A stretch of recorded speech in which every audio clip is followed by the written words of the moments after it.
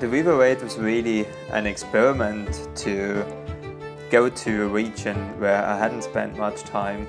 Spend a week down there, look at trails, look at stuff which could be really interesting for bikepacking, and then after having ridden those trails for 5 days, thinking about how can I put them together, how can I create a route which is a nice 2-day route which suits people who want to get into bikepacking, people who don't necessarily want to push their bike for long stretches, that want to have some good local food, some places to stock up with water or other supplies. So that was the idea behind it.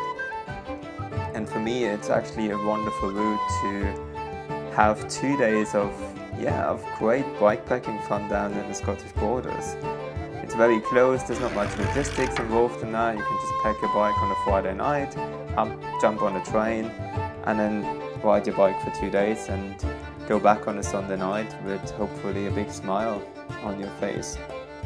And I really appreciated also working with local landowners, working with local people to understand the possibilities, also to understand their concerns at times as well. There's a lot of farming down there, so all of this is in this route, and I hope that there will be a lot of people enjoying this and riding it and enjoying the Airwater Valley. I think it's a wonderful part of Scotland.